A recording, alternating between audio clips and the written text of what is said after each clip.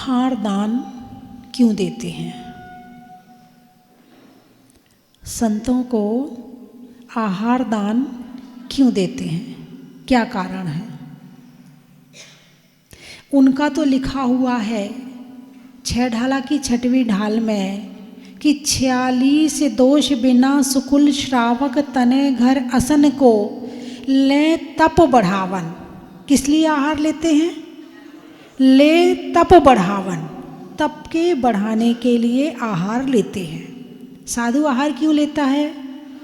संयम साधना के लिए, तप को बढ़ाने के लिए, धर्म की वृद्धि के लिए, पापों के नाश के लिए साधु आहार लेता है।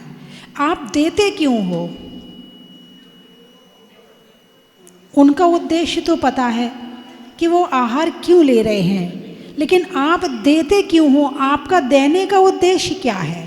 क्या होता है देने से?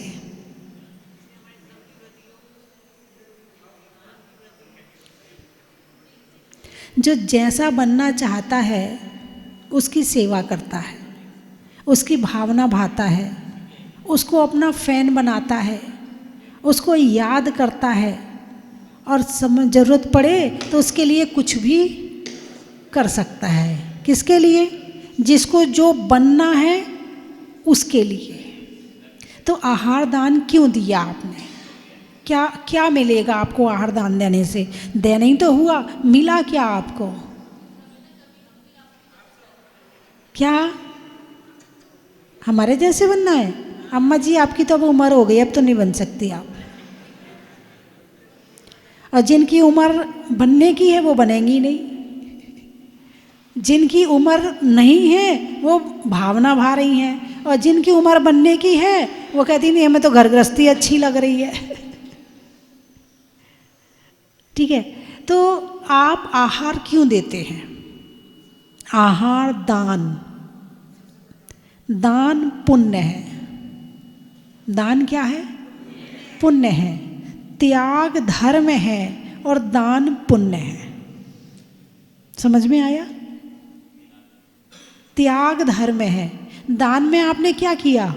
त्याग किया कि नहीं किया? यदि आपने दान दिया है तो त्याग हुआ कि नहीं हुआ? लेकिन यहां तो कह रहे हैं दान पुण्य है और त्याग धर्म है।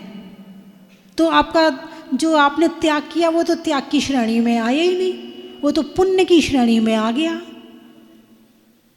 आप देते समय क्या भावना भाते हो? मेरे 8 कर्म का नाश हो जाए, या मेरे घर में समृद्धि हो जाए, मेरा घर में सब ठीक ठाक हो जाए, शांति हो जाए, संतों के चरण पढ़ेंगे तो घर अच्छा हो, क्या भावना भाते हो?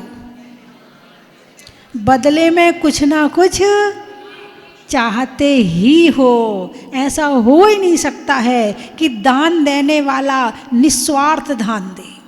कहीं ना कहीं किसी ना किसी कोने में कोई ना कोई अपेक्षा उसकी छुपी होती है, और कुछ नहीं हो तो पुण्य तो मिलेगा ही मिलेगा। भाई कुछ पुण्य कर लिया करो, बिना पुण्य के जीवन अच्छा चलने वाला नहीं है, इसलिए दान पुण्य करते रहो। यही भाषा तो होती है आपकी, कुछ दान पुण्य करते रहो, है ना? इसलिए आप आहार दान देते। किस लिए? पुण्य के लिए। मान लिया कि आपने पुण्य के लिए दिया है, और दान पुण्य के लिए ही होता है।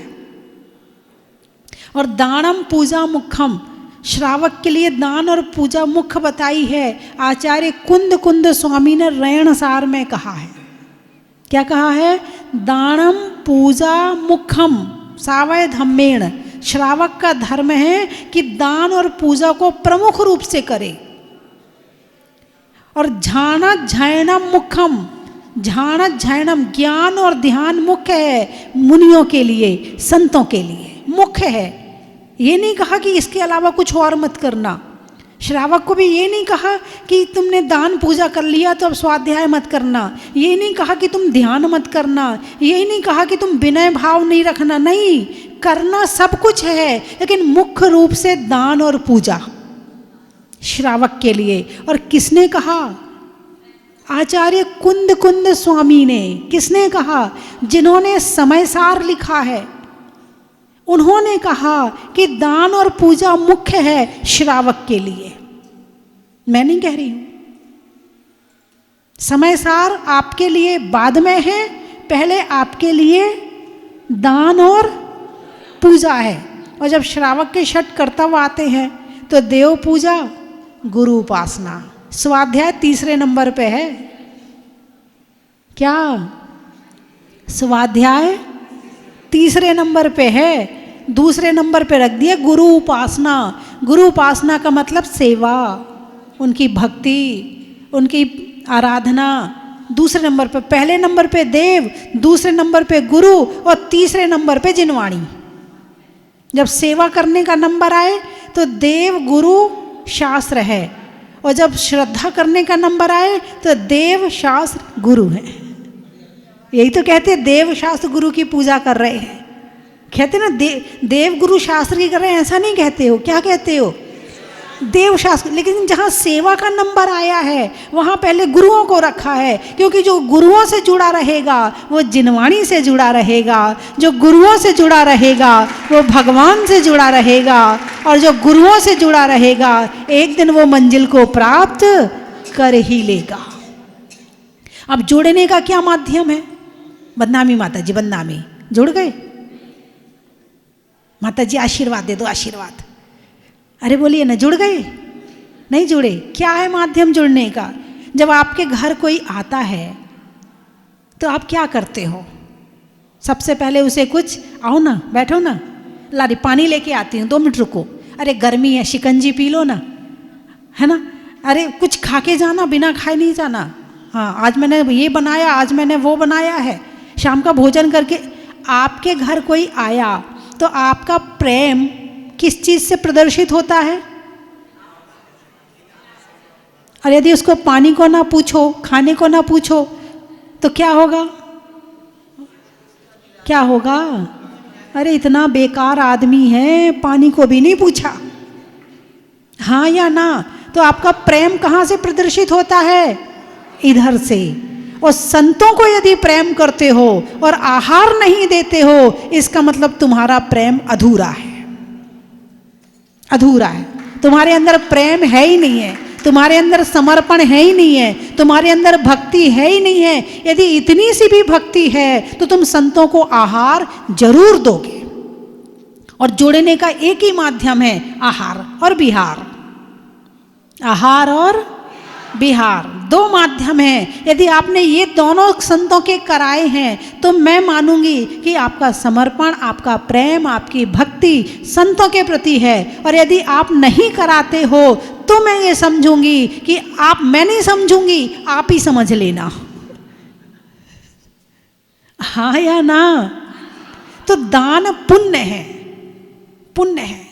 कभी कहा मैंने अपने बेटे को बहुत टिफिन दे के आई, अभी बहुत पुण्य मिलेगा मुझे तो।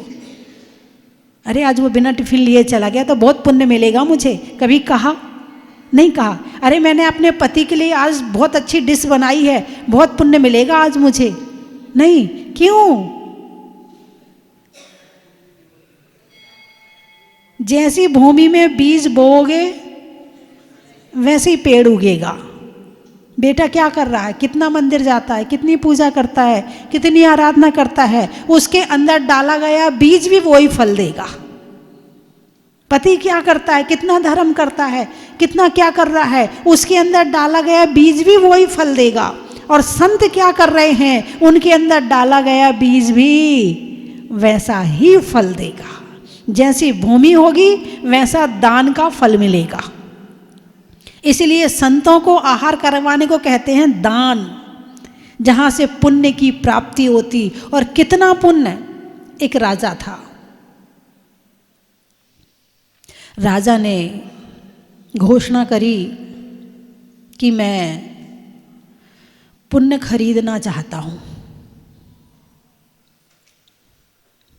बहुत लोग होंगे, ठीक है, इतना हमने सब कुछ किया है, बदले में कुछ मिल जाए, यही तो पुण्य का फल है।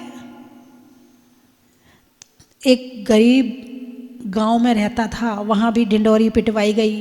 पत्नी ने सुना, बोले जाओ जी आप भी जाओ। बोले देख मैंने आज तक कुछ पुण्य तो किया ही नहीं है, क्या दूंगा मैं, क्या पर्ची में क्या लिखूंगा कि मैंने क्या किया है, मैं नहीं जाऊंगा। बोले नहीं जी आप जाओ सही, हमारी गरीबी दूर हो जाएगी, हम बहुत परेशान हैं, कुछ तो होगा, पता नहीं क्या हो जाए ऊपर वाले की कृपा से। तो साथ में दाल चावल की पोटली बांध के रख दी। पहले होटल नहीं होती थी, सराय होती थी, सराय, और अपना अपना भोजन होता था। और कोई बड़े सेठ होते थे तो वहाँ पे कभी कभी भोजन आदि करवा दिया करते थे, होटल नहीं होती थी पहले।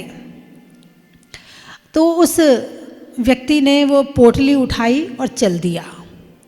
रात में सराय के पास ही एक धर्मशाला थी, वहाँ रुक गया। वहाँ एक संत का प्रवास भी चल रहा था। चौंका लगा, उसने सोचा भगवान मैंने आज तक कभी ना सेवा की, ना वैयावृत्ति की, ना मैंने कुछ नहीं किया, और ऐसे महान संत यहाँ पर हैं तो मैं इनके लिए कुछ तो करूँ। तो जो अपने लिए दाल चावल खिचड़ी बनाने के लिए रखे थे वो उसने चौके में दे दिए। उसने अपनी चिंता नहीं करी, सोचा भी नहीं कि मेरा क्या होगा, मुझे भोजन मिलेगा कि नहीं मिलेगा, सोचा भी नहीं। बस अंदर से भाव उमड़े कि मुझे इन्हें आहार देना है। आहार दिया बड़ी भक्ति पूर्वक, पूरा अपने आप को अहोभाव पूर्वक। अहोभाव समझते हो? धन्य भाव, धन्य हो गया आज मैं, आज मेरा जीवन धन्य हो गया, आज मेरे जीवन का सफलता मिल गई जीवन को, आज मैंने आहार दिया है। अहोभाव, इसको कहते हैं अहोभाव। देने के बाद में अपने आप को धन्य मानना कि आज मैंने कुछ किया है। करने को तो जिंदगी में बहुत कुछ करते हैं, लेकिन जो आज किया है वो सबसे सही है। ऐसा अहोभाव पूर्वक, भक्ति पूर्वक, श्रद्धा पूर्वक, समर्पण पूर्वक उसने संत को आहार दिया। अब जब वो जाने लगा वहाँ से तो लोगों ने देखा ये कोई श्रावक है, आहार दिया है, अब कहाँ जाएगा ये, नया व्यक्ति है, गांव में तो ऐसा कोई व्यक्ति है ही नहीं है। लोगों ने कहा भैया तू भी यहीं भोजन कर ले। ठीक है, कह दिया है तो भोजन कर लेते हैं। भोजन कर लिया, चल के गया जहाँ राजा की सभा लगी हुई थी, वहाँ पहुँचा। भीड़ लगी हुई थी, लोग बैठे हुए थे, अपनी अपनी पर्चियाँ ले लेके लाइन लगी हुई थी। पुण्य बेचना है, किसी ने धर्मशाला बनवाई, किसी ने सराय बनवाई, किसी ने कुछ बनवाया, किसी ने कुछ किया। बड़े बड़े पुण्य वाले बैठे थे। अब उसका नंबर आया, उसने सोचा मैंने तो कुछ किया ही नहीं, मैं क्या लिखूं। फिर याद आया कि रास्ते में मैंने आज गुरुवर को आहार दिया था। उसने पर्ची में लिख दिया कि आज बड़े पुण्य के संयोग से, ना जाने कितनों जन्मों का पुण्य इकट्ठा हुआ, जब आज मैंने गुरु को आहार दिया है। वो पर्ची में लिखा और पर्ची रख दी। बड़े बड़े सेठ की पर्चियों से पलड़ा हिला भी नहीं, और उसने आहार दान की वो पर्ची रखी और पलड़ा नीचे बैठ गया। और राजा उस व्यक्ति के आहार दान का पुण्य नहीं खरीद पाया। इतना पुण्य एक बार भक्ति से दिए हुए आहार से उसको प्राप्त हुआ। पापों का नाश होता है, पुण्य की वृद्धि होती है, मन में संतों के प्रति समर्पण की भावना आती है, और उससे हमारे मोक्ष का मार्ग प्रशस्त होता है। तो मैंने क्या कहा, तुम संतों को प्रेम करते हो कि नहीं करते हो? संतों के प्रति समर्पण की भावना है कि नहीं है? अरे बोलिए ना, है। तो अपने घर में कितने संतों को बुलाया आज तक, कितना आहार दिया आपने? उससे अपने आप को टटोल के देख लो कि कितना प्रेम है। एक बार की बात है कि भरत चक्रवर्ती राजसभा में बैठा हुआ था। अचानक एक सिपाहियों का दल आया, महाराज की जय हो, महाराज की जय हो। बोले क्या हुआ? बोले आयुधशाला में चक्र रत्न उत्पन्न हुआ है। अरे वाह, अब तो मैं चक्रवर्ती बन जाऊंगा। क्या बन जाऊंगा? 6 खंड का अधिपति बन जाऊंगा। अच्छा, वो गया, दूसरा दल आ गया, महाराज की जय हो, महाराज की जय हो। क्या हुआ? महाराज आपको पुत्र रत्न की प्राप्ति हुई है।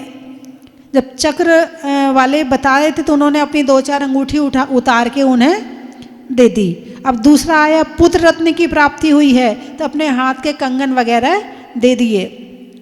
वो दल गया, इतने में तीसरा दल आया, महाराज की जय हो, महाराज की जय हो। क्या हुआ? भगवान आदिनाथ को कैलाश पर्वत पर केवल ज्ञान की प्राप्ति हुई है। शरीर में जितने आभूषण थे सारे उतार के दे दिए। बात समझ में आई कि नहीं आई?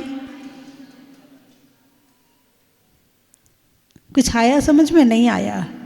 नहीं आया, अभी नहीं आया, आएगा आएगा, अभी बताती हूँ। चक्र उत्पन्न हुआ, क्या क्या दिया,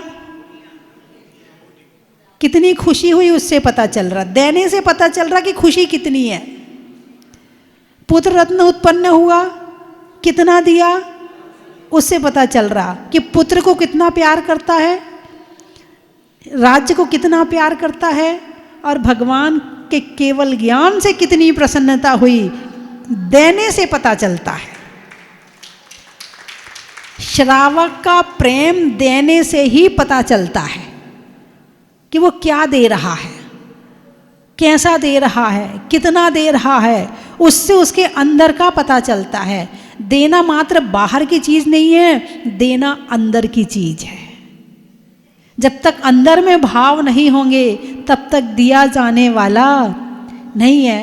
अब चक्रवर्ती विचार करता है, पहले कहाँ जाऊं, चक्र रत्न की पूजा करूं कि पुत्र का मुख देखूं कि पहले भगवान के केवल ज्ञान की पूजा करने जाऊं। चलिए, आपके यहाँ पर 3 समाचार मिलते हैं। एक तरफ तो महाराज जी आए हुए हैं, एक तरफ आपके मित्र की यहाँ शादी है, और एक तरफ आपकी दुकान में कोई ग्राहक खड़ा है जो ऐसा माल खरीद रहा है कि वो आपके महीने भर में भी नहीं बिक सकता, इतना माल खरीदने वाला है। अब आप कहाँ जाएंगे?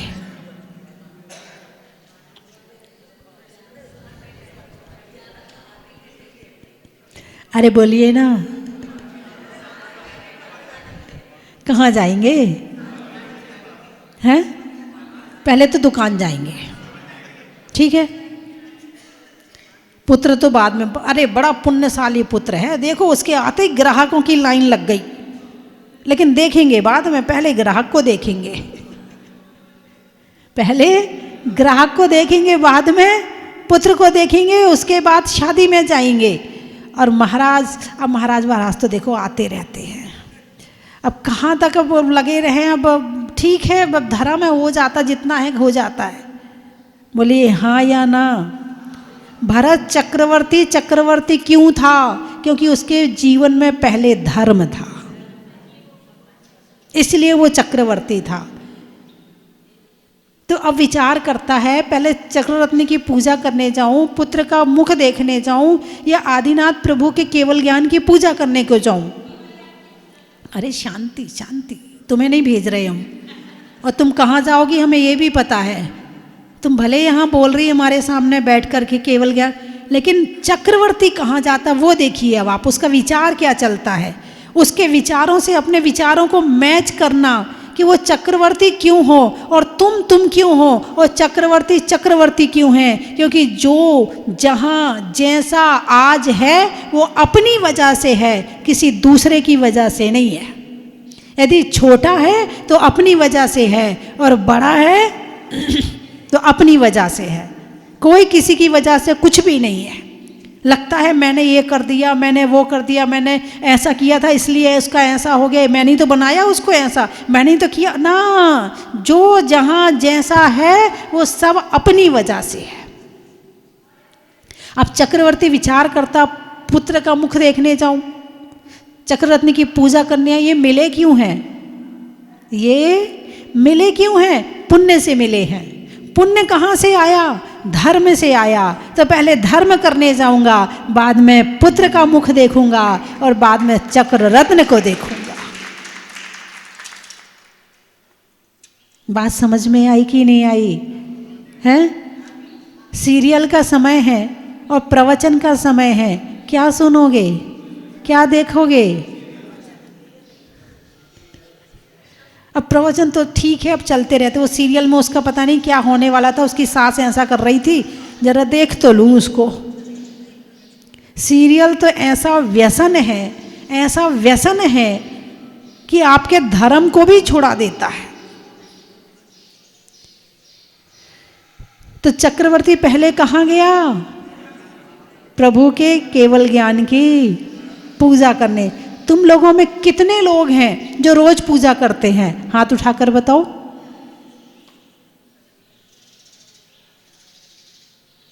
देख लो। अच्छा, महिलाएं ज़्यादा हैं, पुरुष कम हैं, है ना? भगवान से कुछ चाहते हो, नहीं चाहते हो? चाहते तो बहुत कुछ है। महाराज जी माता जी से कुछ चाहते हो, नहीं चाहते हो? चाहते तो बहुत कुछ है, मगर कुछ करना चाहते हो कि नहीं करना चाहते हो? बिना किए किसको क्या मिला है? अरे बोलिए ना। बिना किए तो भगवान को भी मोक्ष नहीं मिला है। धर्म पुरुषार्थ तो करना ही पड़ेगा, और ये कर्म भूमि है। यहाँ बिना किए एक बच्चे को भी कुछ नहीं मिलता है। वो छोटा सा बच्चा है ना, यदि तुम्हें देख के मुस्कुराए ना, तुम्हें देख के खिलखिलाए ना, तुमसे नज़र ना मिलाए, तुम्हारे तरफ भी अट्रैक्ट ना हो, तुम्हारे बाल ना खींचे, तुम्हारे चक्कर ना लगाए, एक तरफ बैठा रहे, तुम भी उसको ऐसे ही छोड़ दोगे? उस बच्चे को भी कुछ करना पड़ता है, तब कहीं जाके उसको भी भोजन मिलता है। अब उसके करने का तरीका अलग है, वो बात अलग है। उसके करने का तरीका अलग है। वो जैसे जैसे बड़ा होता जाता है, वैसे वैसे करने का तरीका भी अलग होता जाता है। करना तो उसको भी पड़ता है। तो बिना किए तुम्हें कैसे कुछ मिल जाएगा? नहीं नहीं माता जी, आप तो आशीर्वाद दे दो बस, हमें पता है आपके आशीर्वाद से हो जाएगा। हमें और भ्रम में रख रहे हो। खुद तो भ्रम में हो ही हो, और हमें भी भ्रम में रख रहे हो, हैं? धर्म पुरुषार्थ तो करना ही पड़ेगा। संतों से जुड़े रहो, और संतों से जुड़ने का माध्यम क्या है? एक प्रवचन, एक आहार और एक विहार। प्रवचन सुनते रहो, आहार देते रहो, विहार करवाते रहो, बस तुम्हारा कर्तव्य पूरा हो गया। कर्तव्य पूरा हो गया। आप लोग करते हो कि नहीं करते हो? अच्छा, तुम्हारे शहर में साधु आए तो चौका लगाते हो कि नहीं लगाते हो? कितने लोग लगाते, जरा हाथ उठाकर बताओ। कि 10 बहाने बनाते हो।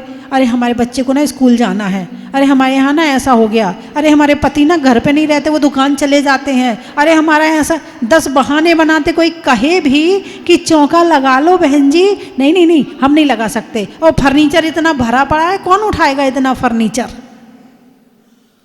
100 बहाने हैं तुम्हारे पास पुण्य नहीं करने के, और पाप करने के लिए कोई बहाना नहीं है। पाप तो झट से हो जाता है। पाप करने में कुछ नहीं लगता, कोई मेहनत नहीं लगती है। और पुण्य का नहीं करने के लिए बहाने बनाते। कोई तुम्हारे घर पुण्य देने भी आ जाए ना, तुम लेना नहीं चाहते हो, और पाप खरीद के लाते हो बाजार से, शौक से करते हो, और फल भोगने में फिर रोते हो बैठ के। हाँ या ना? हैं? तो बंधुओं, आहार दान, कौन सा दान? तुम भी दो, अपने बच्चों से भी दिलवाओ, बच्चों में भी संस्कार डालो, क्योंकि जब तक आहार दान की परंपरा रहेगी तब तक जैन धर्म रहेगा। क्या? जब तक आहार दान की परंपरा रहेगी तब तक जैन धर्म रहेगा। क्यों? क्योंकि जब तक आहार दान की परंपरा रहेगी तब तक संतों की परंपरा रहेगी, और आहार दान की परंपरा बंद हो जाएगी तो संत कहाँ से होंगे? तो संत और साधु एक रथ के 2 पहिए हैं, और दोनों पहिए जब तक ठीक चलते रहेंगे ये धर्म रूपी रथ चलता रहेगा। जिस दिन एक पहिया भी खराब हो गया, उस दिन छठवा काल आ जाएगा, उस दिन पंचम काल का अंत हो जाएगा और छठवां काल आ जाएगा। इसीलिए आहार दान की परंपरा को बनाए रखो, बहुत जरूरी है। आपको प्रवचन सुनने में अच्छा लग रहा है? अरे बोलिए ना। तो ये प्रवचन कहाँ से हो रहे हैं? अरे बोलिए ना, प्रवचन कहाँ से हो रहे हैं? देखो भाई, सीधा सा गणित है। जिस दिन उपवास होता है उस दिन प्रवचन नहीं होता है, यानी उसके दूसरे दिन प्रवचन नहीं होता है। और जिस दिन आहार होता है उसके दूसरे दिन भी प्रवचन होता है। लेते हैं तो देते हैं, और नहीं लेते हैं तो नहीं देते हैं। सीधा सा गणित है भाई। पेट में रहेगा तो शरीर में शक्ति रहेगी, शरीर में शक्ति होगी तो तुम्हें भी सही दिशा मिलती रहेगी, पापों से बचते रहोगे, धर्म का ज्ञान मिलता रहेगा। अब तुम चाहते हो कि धर्म का ज्ञान चाहिए है तो तुम्हें क्या करना पड़ेगा? आहार दान देना पड़ेगा। और आहार दान दिए बिना ज्ञान दान भी होने वाला नहीं है। तो तुम्हें क्या लगता है तुम ही अकेले सब कुछ देते हो? संत कुछ नहीं देते हैं? अरे बोलिए ना। एक टाइम लेते हैं और दिन भर देते हैं। तो आहार कहने में बहुत छोटी चीज है, लेकिन इसका फल वट वृक्ष के समान होता है। जैसे वट का बीज कितना होता है? छोटा सा होता है, लेकिन उसका पेड़ बहुत बड़ा होता है। ऐसे आहार दान कोई बड़ी चीज़ नहीं। क्या है? दाल चावल रोटी सब्जी, बस यही तो करना। और करना क्या? जैसे तुम घर में अपने रोज बनाते हो वैसे ही तो बनाना है। अपने घर वालों के लिए बनाते हो नहीं बनाते हो? जब तुम घर वालों के लिए बना सकते हो तो संतों के लिए क्यों नहीं बना सकते? कि ये हाथ केवल मोहियों के लिए है, त्यागियों के लिए नहीं है, पुण्यात्माओं के लिए नहीं है। पुण्यात्माओं के हाथ में नहीं रखोगे तो तुम्हारे हाथ में पुण्य कहाँ से आएगा? फिर हाथों में कई तरह की बीमारियां हो जाती हैं। होती कि नहीं होती हैं? तब कहते माता जी आप ना आशीर्वाद दे दो, ठीक हो जाएगा तो हम आहार जरूर देंगे। अब घूस दोगे फिर? हाँ ठीक हो जाएगा तो आहार देंगे, नहीं ठीक हो जाएगा तो पहले ही नहीं दे रहे थे। वह जब तक ठीक ठाक रहते हैं तब तक तो भाव नहीं बनते हैं। दिक्कत भी तो ये है, जब तक शरीर में शक्ति रहती है तो अपने घर में सजने में संवरने में, घर को संभालने में, बच्चों में दिन रात झोंक देते हैं। जब कोई बड़ी परेशानी आती है तब भगवान दिखते हैं, तब गुरु दिखते हैं। अब तो चलो महाराज के पास में। जब सब जगह से निराश हो जाते हो तब यहाँ आते हो। अरे पहले ही आ गए होते तो वहाँ जाने की जरूरत ही नहीं पड़ती है। इसीलिए संतों का आहार कम मत समझो। उनके पेट में गया हुआ आहार 100 गुना पुण्य देता है। संत आपके घर आहार करने नहीं आते हैं, संत आपके घर आपको पुण्य देने आते हैं, आपको धर्मात्मा बनाने आते हैं, आपके पापों का नाश करने आते हैं। वो आहार लेने नहीं आते हैं। आहार लेना तो एक बहाना है, लेकिन घर में तुम्हारे धर्म फैलाना है। इसलिए कम से कम एक काम तो कर लेना, अपने जीवन में साल में 12 आहार दे सकते हो। साल में 12, एक महीने में एक बार, एक महीने में 12 ही बार दे लेना तो साल में 12 पूरे करने हैं। कौन कौन कर सकता है? उठाइए हाथ। साल में 12 बार।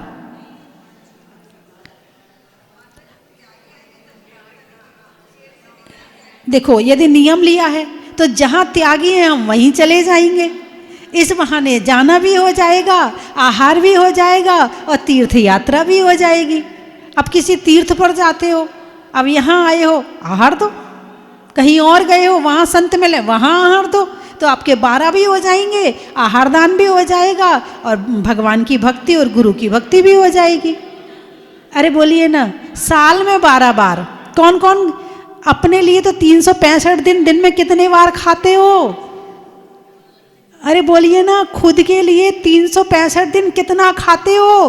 क्या ये हाथ केवल खुद के खाने के लिए हैं? यदि हाथ नहीं होते तो क्या हमारा पेट नहीं भरता? बोलिए। पेट तो बिना हाथ वालों का भी भर जाता है, फिर ये हाथ क्यों मिले हैं? ये हाथ देने के लिए मिले हैं। और इन हाथों से आपने दिया नहीं तो हाथों का मिलना और नहीं मिलना बराबर है। जैसे पशुओं के हाथ नहीं होते हैं, इसलिए वो किसी को खिला नहीं पाते हैं, है ना? खाते तो हैं, अरे बोलिए ना, पशु बोलिए ना, खाते तो हैं मगर खिलाते नहीं हैं। और मनुष्य भी खाता तो है,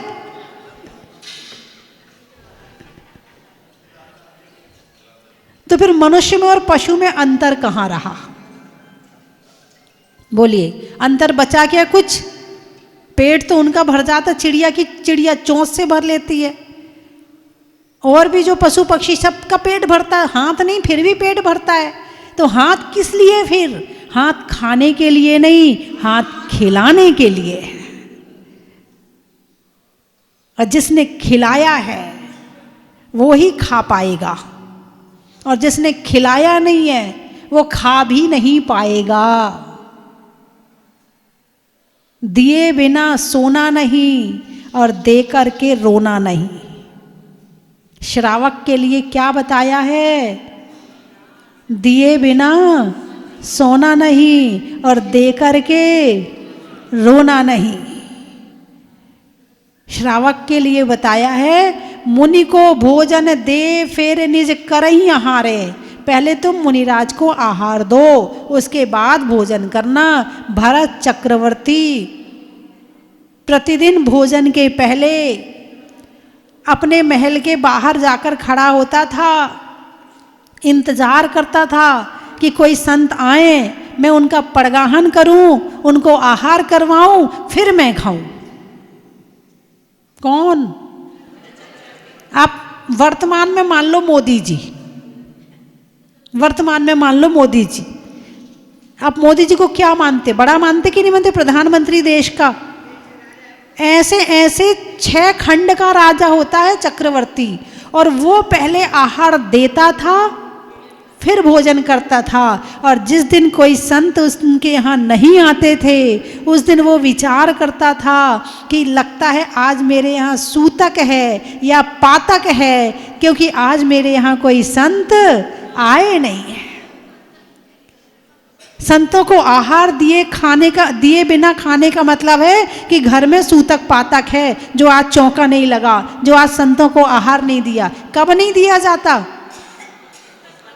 अरे बोलिए ना, या तो सूतक पातक हो तब नहीं दिया जाता, या कोई ऐसी बीमारी हो जाए तो नहीं दिया जाता है ना? और या फिर बुखार जुकाम सर्दी हो तब नहीं दिया जाता है, या शरीर से ब्लड आदि बह रहा हो तब नहीं दिया जाता है, अथवा कि जिसकी आंखें ना हो वो आहार नहीं देता है, जिसको कान से सुनाई नहीं पड़ता है वो आहार नहीं देता, गूंगा आहार नहीं देता, किसी के एक हाथ है और एक हाथ नहीं है वो आहार नहीं देता। आपका तो सब कुछ है ना, सब कुछ होने के बाद भी नहीं दे रहे हो तो आप किन के समान हो गए?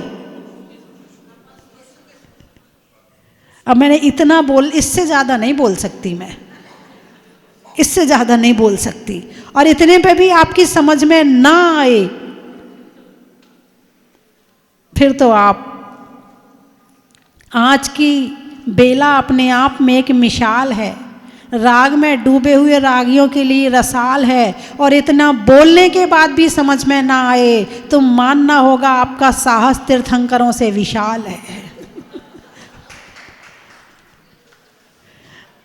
जिसको अपने जीवन के सुधार के भाव नहीं है, जिसको अपने जीवन में कुछ करने के भाव नहीं है, और करने की शुरुआत यहीं से होती है। ठीक है? अरे बोलिए ना। तो किन किन ने नियम लिया आज कि साल में 12 बार आहार देंगे? अब हाथ उठाओ। अब देखना चाहती, साल में 12, रोज का नहीं है, साल में 12। कुछ पत्नियां होंगी, हाथ नीचे करो, कहाँ दोगे जाकर के? हाँ, कुछ पत्नी हो सकती है, पति हाँ भाव बना रहे तो पत्नी नीचे कर देगी, करवा देगी। और कोई पत्नी ले रहे हो तो पति कहेगा कहाँ ले जाऊंगा, तो हाथ नीचे कर। और पत्नियां तो फिर भी निभा लेंगी, पतियों को निभाओ। जो धर्म पत्नी होगी वो कहेगी स्वामी आप नियम लो, मैं आपके साथ हूं। जो धर्म पत्नी होगी वो क्या कहेगी कम से कम आपके बहाने मुझे भी आहार देने मिल जाएगा। और जो कर्म पत्नियों की हाथ नीचे कर, कहाँ भागेंगे आहार देने के लिए। हाँ, अब हाथ उठाओ। जो टीवी में देख रहे हैं वो भी हाथ उठा लें। बहुत बढ़िया, हाथ उठाओ, उठाओ उठाओ। अपने खाने के लिए कभी प्रयास किया है कि हम सुबह रोटी खाने का प्रयास करेंगे माता जी, हम शाम को खाना खाने का प्रयास करेंगे माता जी, कभी ऐसा किया है? और देने के लिए तुम प्रयास करोगी, धिक्कार है, धिक्कार है। जिसके अंदर देने की भावना नहीं है उसके अंदर लिए धिक्कार है। उठाइए हाथ। हैं?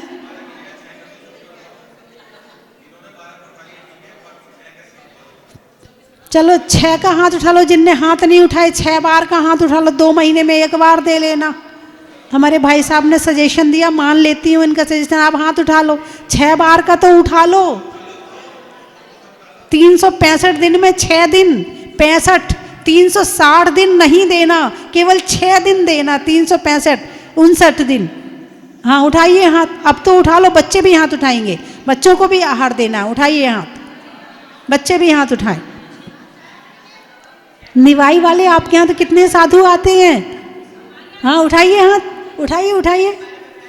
किसी के भी चौके में जाके दे देना। हाँ, किसी के भी चौके में जाके दे देना।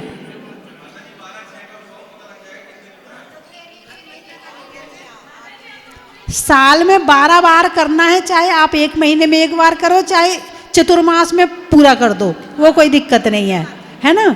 साल में 12 बार का हो नियम है, महीने का 1 बार का कोई नियम नहीं है, ठीक है। हाँ, आपकी सहूलियत के हिसाब से करना पड़ेगा। चलिए, मैं 3 चीज़ें बोलूँगी, आपको कहना बड़ा ही महत्व है।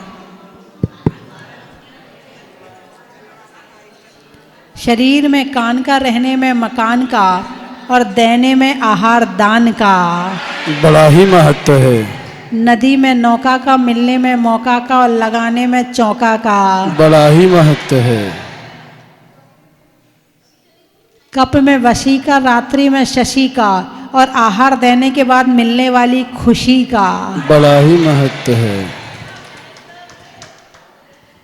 खेत में धान का, शादी में पान का, और होने वाले दिल्ली वालों के सिद्ध चक्र महामंडल विधान का बड़ा ही महत्व है। बैठने में चटाई का, फसल की कटाई का, और आने वालों में निवाई का बड़ा ही महत्व है। चेहरे पर नैना का, बोलने में मीठे बैना का, और आने वालों में मुरैना का बड़ा ही महत्व है। और कहाँ से आए हैं? गाजियाबाद। खेत में खाद का, नहीं होने में विवाद का, और आने वालों में गाजियाबाद का बड़ा ही महत्व है।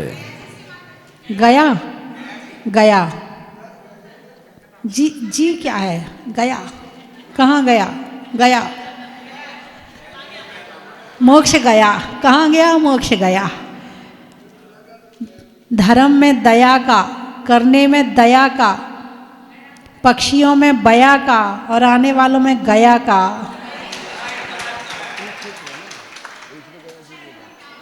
इटावा। मिठाइयों में मावा का, शादी में सावा का, और आने वालों में इटावा का बड़ा ही महत्व है। माता जी कलकत्ता।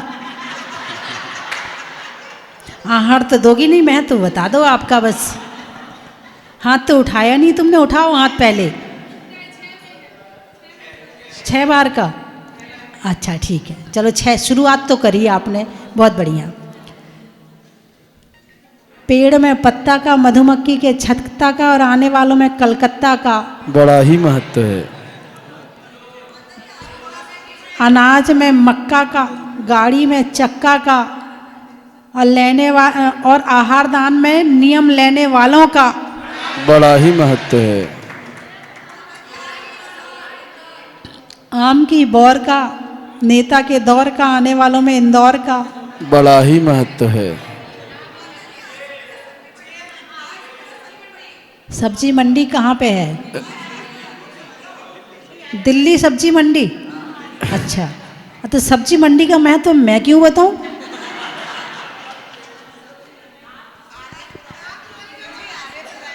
दिखाने में झंडी का, झंडी में डंडी का, और आने वालों में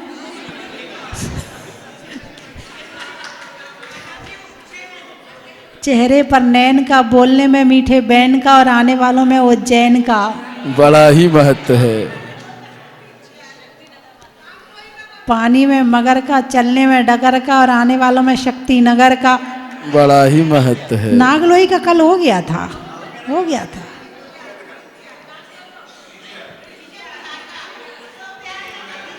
बोलिए 24 भगवान की।